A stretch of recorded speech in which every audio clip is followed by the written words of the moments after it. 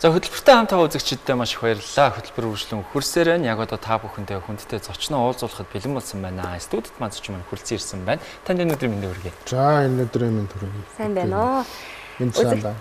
Үзэгч та бүхний маань сайн мэдж байгаагаар Мастро Сасар Барамгай хүрэлцэн ирсэн байна. Бидний урилгыг хүлээж авч ирсэн танд их баярлалаа. За баярлалаа. Өрсөндөөс баярлалаа. За сүүлийн үед таныг нэр телевиз зурагтаар ер нь ярилцлагаар бас олоо ер нь хараагүй юм байна. Тэгээ сүүлийн үеийн сонин сайхнаар хэдүүл бас ярилцлага эхлэе гэж бодож байна. Таны бас сүүлийн үед хийж агжуулж байгаа сонин сайхныг сонсмоор байна. Сүүлийн үед ч одоо би дас уран бүтээлээ хийгээд энэ Жансан самбоо гэж хөгжмийн зохиолч Наруу наригч Данзангийн Ямагийн шүлэг ээжээ гэж уулгаалдахад гэдэг дунд нэг бүтээл дээр нэлээд ажиллалаа. Тэгээд өрсчүүллээ. За Жансан самбоогийн уран бүтээлийн цэнгүүн Баян хонгор аймагт болсон. Баян хонгор бид гурвангийн нутаг гуруулаа бид нар нэг сумын гуруулдаа. Тэгээд нутагтаан очи гэдэг нэртэй уран бүтээлийн цэнгүү хийсэн. Нутагтаан очи гэдэг нь бас шинэ дуу. Тэр дуу Данзан гэж одоо бүхий холбооны Данзан гэхээр сайн мэддэг Яруу найрагч пийцэгч хүн л дээ. Тэгээд Анзаахын шүлэг тэр нутагтаа очи гэдэг дуунд бас Жансан самбоо аялгау хийгээд тэгээд ийм бүтээл шинэ бүтээл гарсан.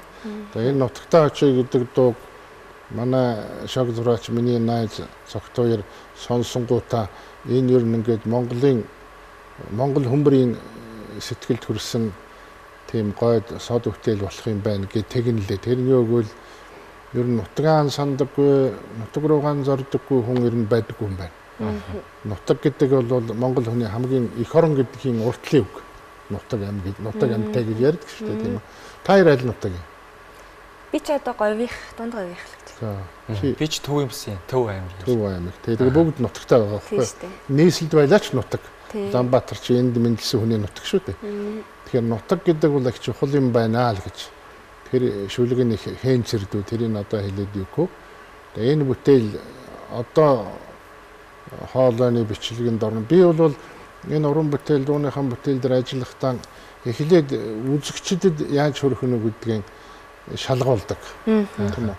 Тэгээд тэр үзэгчдийн сонсголон, үзэгчдийн таашаал, үзэгчдийн хүлээж авч байгаа харц, мэдэрч байгаа мэдрэмжинд хүрэх хэсгийг одоо би тэнцэх нь үгүй юу гэдгийг мэдж байж дараа нь хоолойг нь бичүүлэх, дараа нь тэр дүрсжүүлэлтийг хийдэг ийм залхууд хүн. Нөгөөтэйгэр бас Жансан самбоогийн Жансан самбоо надаас нэг урилга хүссэн. Тэрний өгвөл та өөрийнхөө шүлэгнээс өгөөч гэсэн. Тэгээ нэлээд дээр 10 жилийн өмнө бичсэн нэг шүлэг байсан юм аа.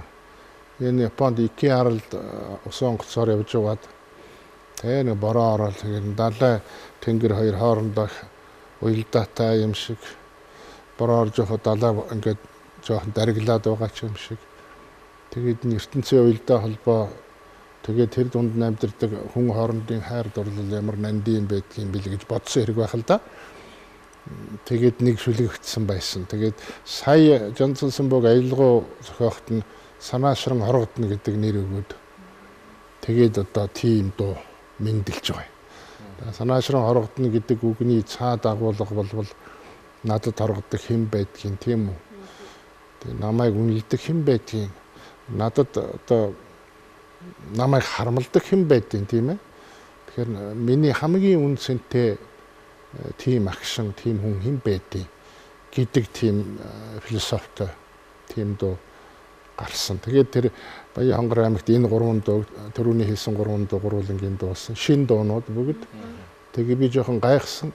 Шин дуунууд мөртлөө хэдийний хуучин дуу юм шиг хүмүүст хүрэхээр нь би тэгээ шалгалтандаа одоо тэнцэх гэж байгаа юм байна гэж ойлгосон. Одоо бүрэнгүйс тэнцэхсгийг бол яваанда харуулна. Ялангуяа нутагтаа очи гэдгийг бол би үнэхээр гайхсан. Дунд хэсгээс нэхлээ нэчгэнт алгадшаад их юм лээ. Гэхдээ их алгадаших бол бас жоохон хорлонтой. Нөгөө үзэгч чинь тэр сэтгэлийн хөдөлгөөнд хөтлөгдөөд юу явж байгааг мэдэхгүй дараа нь дуу сонсцгоод юм уу альма үзэгдлийн хүмүүс үзчихгээд жүжиг сажиг үзчихээ гарч явахдаа толгойд нь юм үлдэхгүй байх одоо яврахтай байдаг. Тэгэхээр Аль болохоор хүний толгойд юм үлдэх, хүн өөрийгөө антаах, өөрийгөө олж авах тийм үү? Тэр тайлан дээр болж байгаа үйл явдлаас дуунаас альва үзэгдлийн юмсаас өөрийгөө олж авах явдал бол хамгийн чухал гэж би бол хувьдаа тийм хандлагатай байдаг байхгүй.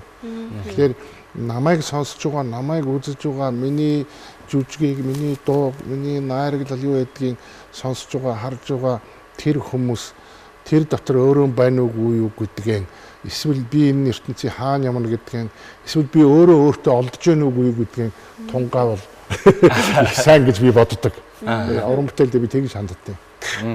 Үзэгчдийн зүгээс ер нь үзэгчдийн одоо үзэж байгаа таныг үзэж харж байгаа хүмүүсийн хандлага ер нь танд ер нь хэр нөлөөлдөг вэ? Одоо бас нэг ер нь нэг юм янз янзын хандлагатай хүмүүс байгаад байдаг тий бас одоо нэг үзэгчдийн соёл гэж бас маш их ярьдаг шүү дээ бид нар тий. Одоо соёлтой үзэгчдийг бэлтгэх ёстой гэж бас тэр дундаа бүр энэ сонгодог урлагт бас тэгж яриад байдаг. Тэгэхээр үзэгчдийн хандлага ер нь урлагт ер нь хэр нөлөө үзүүлдэг юм бол? Тийм манайхан нөгөө соёлтой үзэгчдийг бэлтгэх үү? Соёлтой үзэгчтэй болох уу гэдэг л одоо асуултанд хариулах хэрэгтэй. Соёлтой үзэгчийг бэлтгэхээсээ төрүүлж соёлтой үзэгчтэй болох учиртай.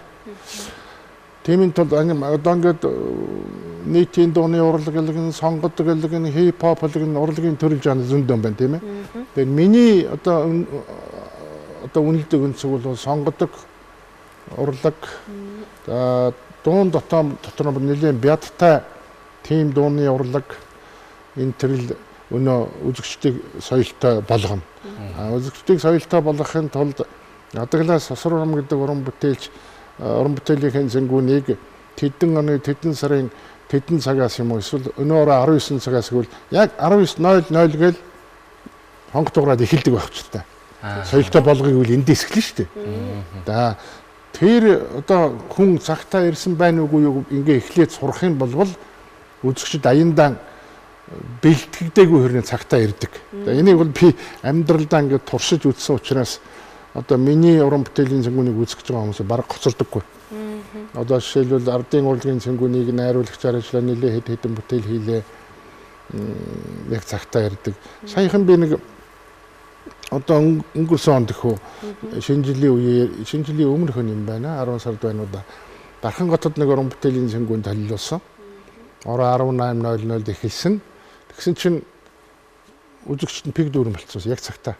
Тэгээ яасан гэсэн чинь өмнө нь би нэг 2-3 жилийн маань ачиж уран бүтээлийн зэнгүүнд танилцуулж байсан. Яг 18:00 боллоо 20 хүн сууж ирсэн зэрэгтэлд үзэгчдийн тангимд. Тэгээ би дугаал тоглолтод дуугаглаа шүү дээ. Намайг хамгийн ойлгодог хүн бол миний дууны найруулагч урлагийн авиа сэтгэлтэн Баатар гэж хүн бид капитан Баатар гэдэг тэр л дээ. Тэр чи намайг ойлгоно хонкоо 50 дуугаа эхлэн тэгээд эхэлчихэв. Тэр 20 байна 2 байна пад байхгүй надад. Тийм үү? Тэдний бөөнөр нэрвүүлэх гэдэг шаардлага байхгүй. Тэгээд өнөөгөө үзэгч ирсээр гол мярагаал яваал ингээл суудлаа суугаал тэгээд миний тоглолтын хугацаанд тэг дундын хугацаанд дөөрнүүцтэй.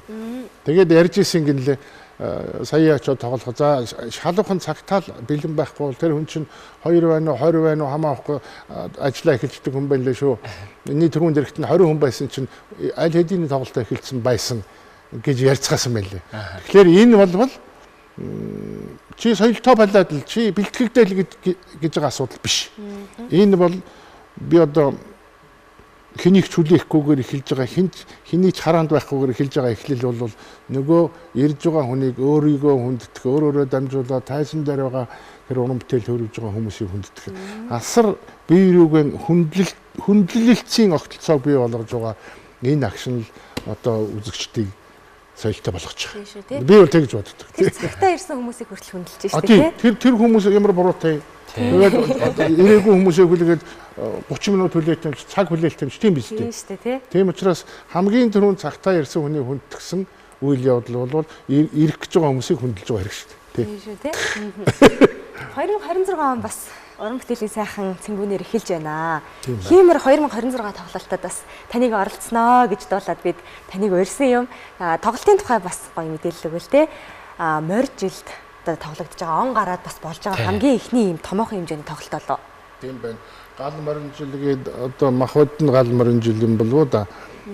Да өнгөн улаан ч гэнүү тийм ярьдаг. За тэр лам хаврын зүрх юмс нь ярина биз.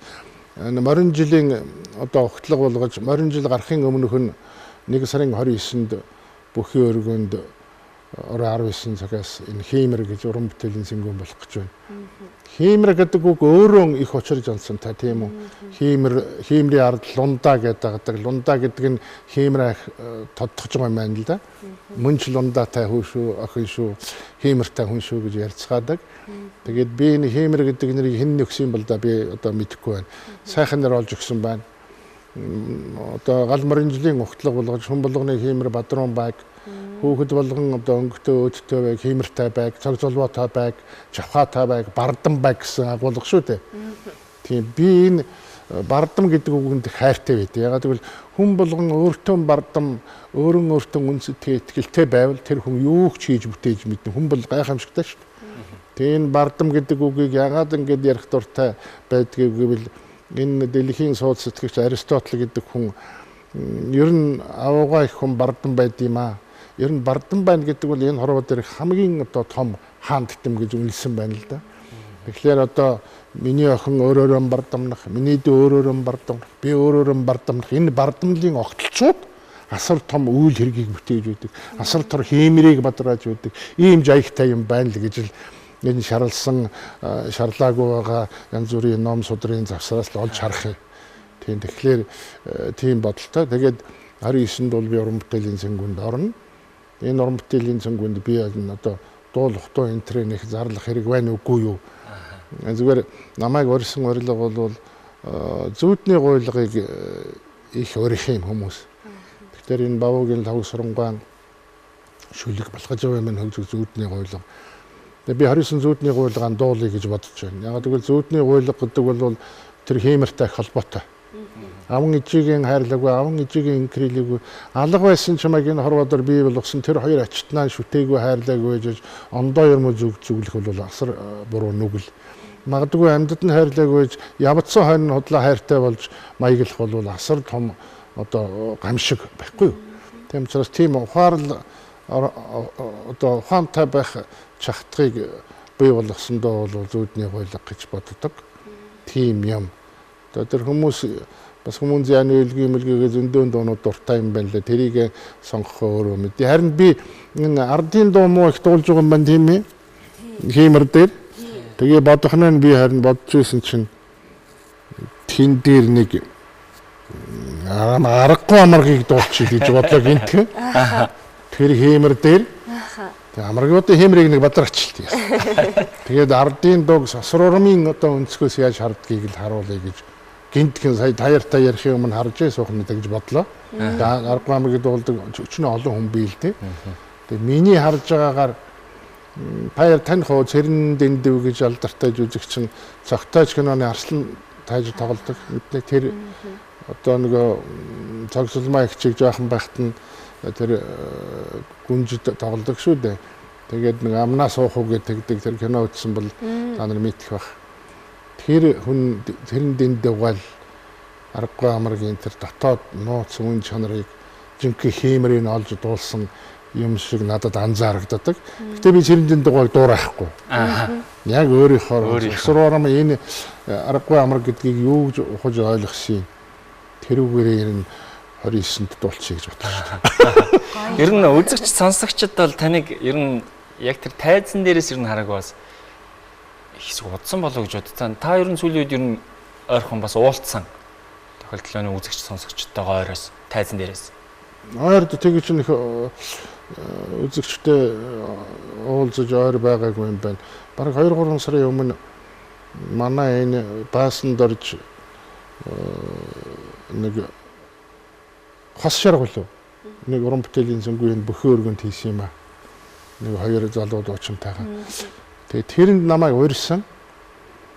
Тэгээд нэг найруулгын жоохон чиг хандлага авсан надаас. Тэрэнд л оролцсон. Тэгээд өөр бол тайз руу гараагүй.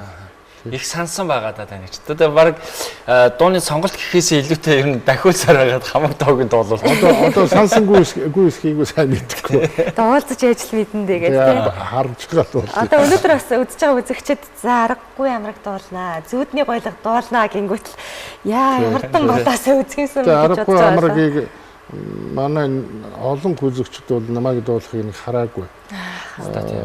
Би нэг 200 үзэгчийн өмнө л уран бүтээлээ төлөвлөдөг болчиход байгаа сүүлийн үед бол. Нөгөө өнөө үзэгчийн одоо соёлтой болох гэдэг тэр чансаагаар л яваад байгаа юм. Чингис хаан музейд 200 хүнтэй нэг хөрхөн бага театр байдгийг надад таарсан. Тэгээд дугуйлт сайтай ингээд яг ингээд бид гур байгаа юм шиг. Тийм тий. Тэгээд тайзан дээр ингээд гурван том толь тавьчихдаг юм би. Тэгээд толин дотор нэг үзэгчд байна. Тэгэхээр тайзан дээр үзэгчд сууж байгаа байхгүй юу? Тийм найруулгатай өөрийнхөө мэдээ найруулагчийн трактог тийм. Тэгээд тэн дээр бол аргагүй амргийг дуус аргагүй амргийг нэг одоо миний тааж байгаагаар 200 за 1000 тонн үзсэн. Сонссон. Тийм одоо тэгээд нэлээ олон хүн ирэх бах тийм ээ Хэмран Бадрах гээд. Тэгээд ер нь 1 сарын 29-нд бол үзэгчд ирэхгүй бол горгүй. Ягаад гэвэл 2 сарын 18-нд цагаан сар болно шүү дээ. Тийм шүү дээ. Тэрний өмнөх авшиг энэ олон дуучид цуглаж байгаа.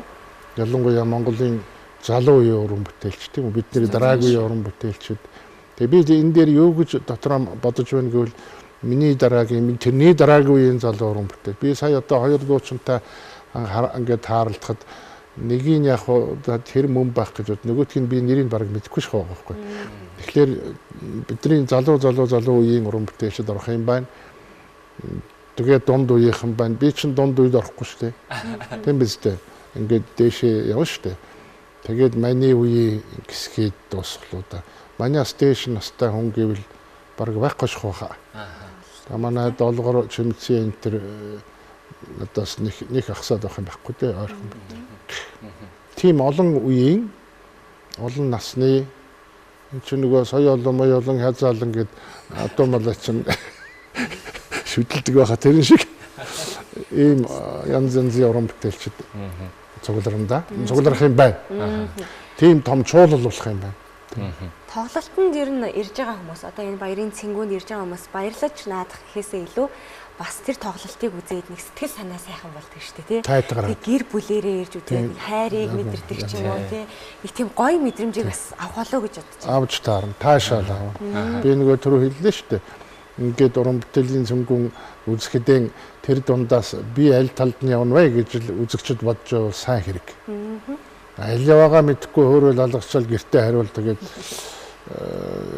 таагүй юм болно шүү дээ. Тэгэхээр альва уран бүтээлийн цэнгүүний дараа хинч бай заавал толгойд нэг юм үлддэг л байв сайн хэрэг. Тэгэхээр бид нар яг энийг үлдээ би чамайг ингээд хүмүүжүүлээд гэн тэр шудлаа байхгүй. Тайзан дээр хүн өөрөө бие авч явахдаа үйл хөдлөл хийхтэй хүртэл ямар байна? Тэр авшиг тэр чигээрэл үзэж байгаа хүнд үлдэнэ. Тэгжил чадвал одоо уран бүтээлч усны хэрэг бий болно шүү дээ. Жишээлбэл одоо миний дуулж байгаа дуу болгоныг дуулаад байвал би дуучин гэж байх хэрэг юу гэн тийм үү? Дуу болгоныг дуулж бол нийтийн дуу энэ сайхан байна. Төмөрөө дуулна монголчууд дуучин үндэст ерөөс. Энэ хороо дээр хоёр үндсэн дуучин гэлээ Монгол, Итали хоёр ингэнлээ. Лаашид гэж Монголын том эрдэмтэн хэлсэн байдгийг. Дэлхий дээр хоёр үндэстэн жинкнээсээ дуучин шүү. Тэр нь Монгол, Итали.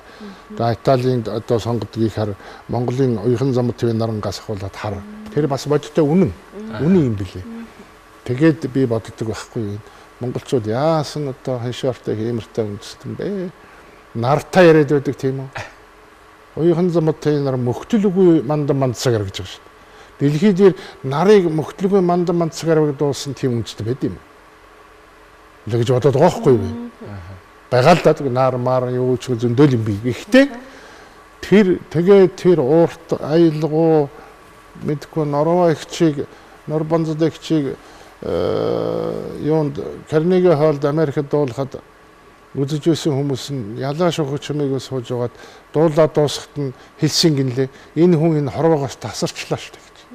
Энэ орчлонгоос ингээд асарчлаа штэ энэ хүн гэсэн гэж байгаа.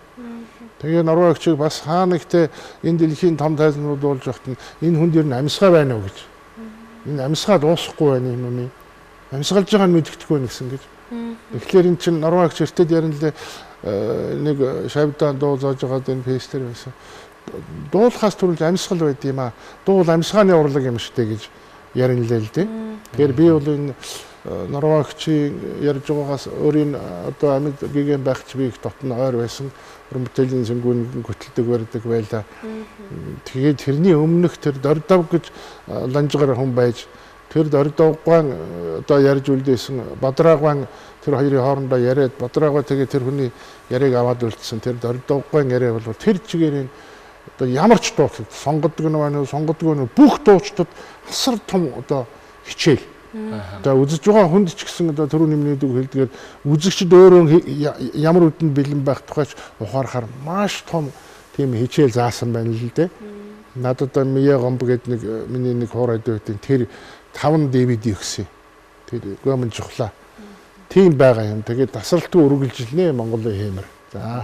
Маш их баярлалаа. Тэгээ үзэгч та бүхнийгаа ч гэсэн сэтгэлд хоногшсон ардын сайхан доонууд. Тэгээ энэ цагийн шилдэг хит болсон доонуудыг нэгэн тайснаа гიშгэлэх. За Хиймэр 2026 сар шинийн баярын одоо тоглолтод урьж байна. 1 сарын 29-нд 19 цагаас Монгол бүхий өргөнд болох болно. За түүнээс гадна UBS телевизийн ээлжит уран бүтээл болох Дангина хэмээх кино маань нээлттэй хийсэн байгаа. Тэгээ энэхүү кинонд бас бидний зүгээс танд цахим урилгыг бэлгэлмээр байна. Тэгээ мэдээж UBS телевизийн одоо туйсын кино гэрээ 4 дэх гэж яригдсан шүү тий. Тэгээ ер нь том хэмжээний бүрэн хэмжээний одоо туйсын бас хамгийн ихний чинь ямар кино вэ? Содора. Тэгээ Содора гараад говийн домог. Говийн домог, хуурын домог. Тэгээ нарны садан тэгээд одоо Дангина хэмээх байна. Боройцон олны тухай үүссэн кино хийгээ би харсан Дангинагийн нэг хэсгийг харсан л та нөгөө лавг очир гэдэг нэг сод хүү байж та авьяастай талтай тэр хүү гол дүрдэн тоглосон гэж сонссон. Би үзээгүй. Зүгээр ингээд нэг хэсгийг харахад үзүүштэй байрын кино байна гэж харж исэн. Үзэхэд одоо таатайг нь урилгаа туутайг. Дангина гэдэг нь одоо буряд гаргалын үг тийм үү? Тийм үү. Би бол данг гэдэг үг сайхан уу гэсэн л үг л дээ. Би тэнгээ дангуу тэр дангуу гэдэг шүү дээ. Тэгээд цаашаа Дангина гэхээр одоо ямар юм болж байгаа юм одоо бүсгүй төрөл юм уу юу юм гоцгөл юм уу юу юм тийм тал руу явж байгаа байх. Тэгээд одоо урилга өгсөнд баярлалаа. Би үзнэ. Тэгээд нэг хэсгийн л юугаар харсан. Бүх кино театрууд дээр гарч байгаа. Тийм үү. Тийм та өстө өөртөө ойрхон кино театртаа ороод үзэх боломжтой тийм. Ер нь бол гэр бүл дээр бас очиод үзэхэд бол тохиромжтой гэж бас яриад байгаа. Тэгээд захирлын маань хувьд бас хэлэхдээ энэ кино одоо Монгол төмний бас цагаан эдийн явах болов гэж бодож байна гэд хэлж ирсэн. Тэрийг бас гоё дуулгамаар санагдлаа. Маш олон одоо нөгөө түргэн хоол, бэлэн бүтээгдэхүүн, газтай өндарч байдаг юм уу тийм маш их байна. Тэрэн дундаа энэ кино маань ингээд цагаан эдийн шиг бас ийм кино шүү. Бас ингэж олон талаас нь харж үзээд манай үзэгчдээ Монгол туурахтан бүр үзээсэй. За тэгээд гэр бүлийн гишүүн бүр үзээсэй. Ямар нэг насны хязгаар байхгүй учраас бас гэр бүлээ дагуулад ирээд үзээсэй гэж уриалж хэлж ирсэн. Тэгээд танд бас энэхүү цахим урилгыг өгч जैन. Та хамгийн хайртай хүнтэйгээ ирээд үзээрэй. Тийм. Зураг авалтын тэр бол энэ шагийн болсон харагдана л дээ. Өөр л одоо пэйж дээр тавьж байгаа юмс харахад. Бүтэн үзүү лайтайхан байлгүй тийм. За маш их баярлалаа. Бидний прогноз өндөрлөх төгсөн байна. Төгсгөлд нь та Хиймэр 2026 тоглолтондоо бас үзэгчтэй нэг сайхан уриалаач гэж хүсэж За байна. Хиймэр 2026 уран бүтээлийн цэнгүүн бүхий өргөнд 1-р сарын 29-нд энэ 1-р сар яг жаргахын өмнөх нь болох юм байна. Тэгээд хэдүүлээ 1-р сарын сайхан жаргаагаад 2-р сарын морин жилийн сайхан ухтаад нэг үдшийг олон үеийн олон сайхан дууч уран бүтээлчтэй хамт өнгөрөх хэрүүл таливъя. Баярлалаа. Маш их баярлалаа. Баярлалаа үзэгчдээ. Бидний өнөөдрийн хүндтэй зочноор маэстро Сосор Барам оролцлаа. За хөтөлбөртэй хамт байсан үзэгчдээ маш их баярлалаа. Хөтөлбөрийн төрөд өндөрлөж байна. Маргааш энэ цагт иргэн уулзлаа. Тэр баяртай.